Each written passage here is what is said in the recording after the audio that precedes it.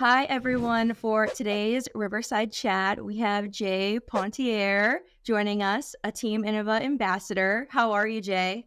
Doing fine in the great state of North Carolina in the capital area near Raleigh.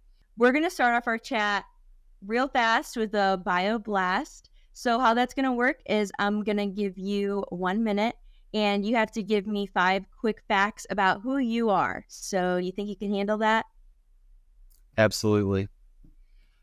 Disc golfer number one, president of Capital Area Disc League, and again, the capital area of Raleigh, North Carolina. Disc golf designer, promoter, tournament director.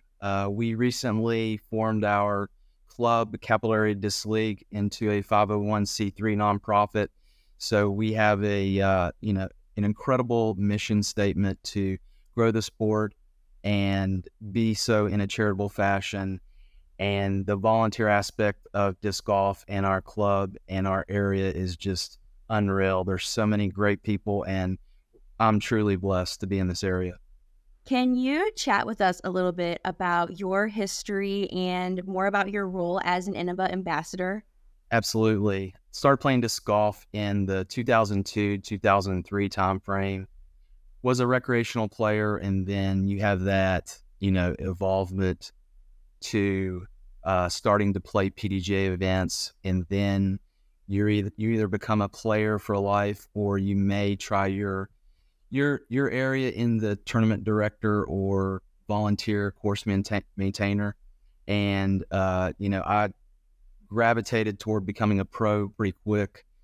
Won the 2010 North Carolina Flying Disc Championships, had my first 1,000 rated rounds. So I met a lot of goals in becoming a pro and having, high rated rounds in disc golf.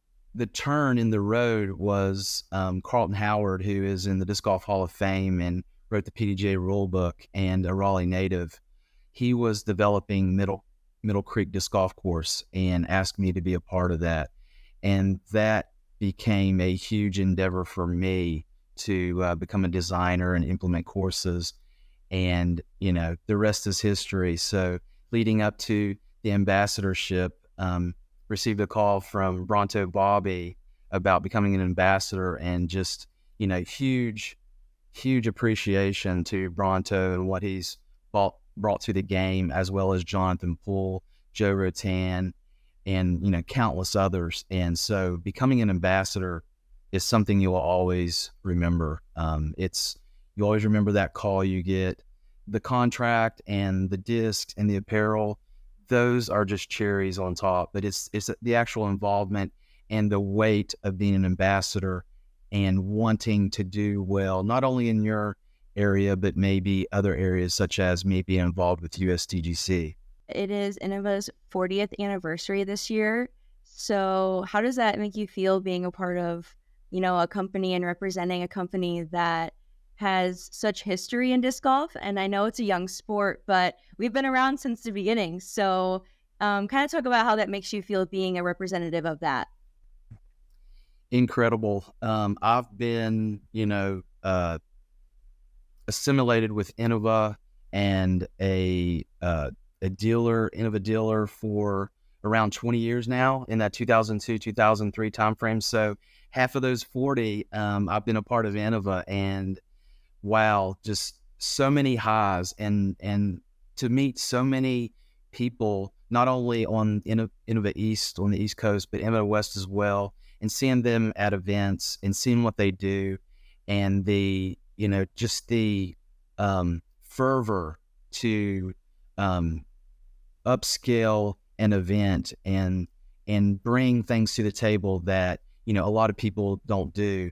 And that is one thing that I just, I see it so many times. So the Innova, wings is another thing that is just so important for people to wear, to be professional, to have that platform, and to say, hey, I'm trying to do great for Innova and bring things to the table that so many people have as well.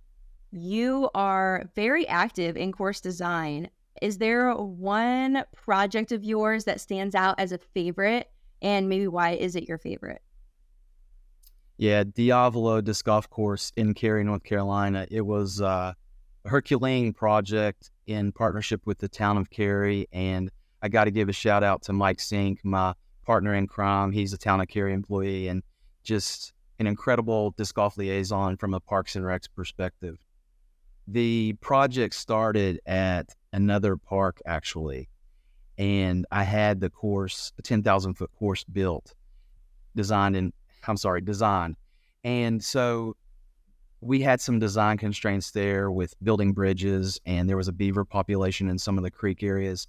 So that kind of was, pulled out from underneath us, the rug, so to speak.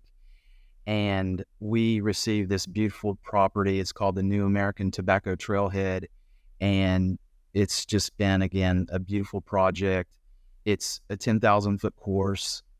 We have blues and white tees, and we have red tees as well. And we also have in this large footprint the Little Red Devil Loop, which it'll be a 7 or 9 hole loop that, let's say a family goes out and they want to split up and they have some younger kids.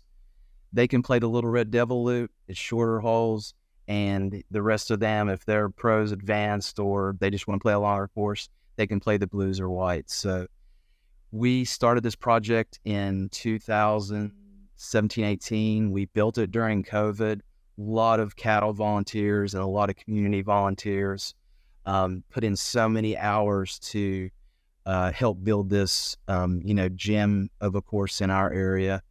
And again, just extremely blessed by the people who were in support of this, the town of Cary, the partnership. And, the first year of business, we were number 7 rated in UDisc in the world. And at the bottom line, is it the best course in the world? Is it the 7th best? We don't care. We just love the accolades and the ratings that we got. And we're very appreciative that we could put another course in the Raleigh area for North Carolina.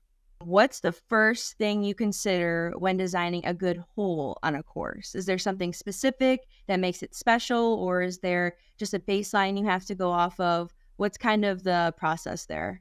Yeah, I love to do multiple site assessments. I love to walk the land, look up at the trees, look at the vistas.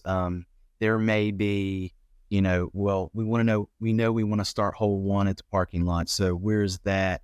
And then during the course of your assessments and walking the property multiple times, you may be like, ooh, there is a tree, or that's a green area to me. So you try to start stitching holes together where you kind of design in your mind's eye. So at that point, you may have a water feature. You're like, I can do 2 holes there. And then you start to gravitate towards, hopefully, back to the parking lot. So you have a rabbit ear design, 1 and 9 and 10 and 18. If you can't, and there's linear courses out there where hole 1 starts at the parking lot and 18 finishes at the parking lot. You don't have that hole 9 and 10 in there. Looking at the nature, I design with mathematics in place. So PDGA has a disc golf guideline for par, and it has footages and skill sets and open and closed foliage, meaning wooded and open holes. And they give you par, and you kind of start using math to use your design. But I don't want to not talk about the artistic portion of design. There's a lot of flair and a lot of things that, again, adding some trees or vistas or bodies of water that really add to the course. And, you want that player to walk up to every hole and go, wow, this is beautiful. Let me take a picture. Awesome. Well, thanks again for chatting with me. Thank you so much, Kelsey. I really appreciate it.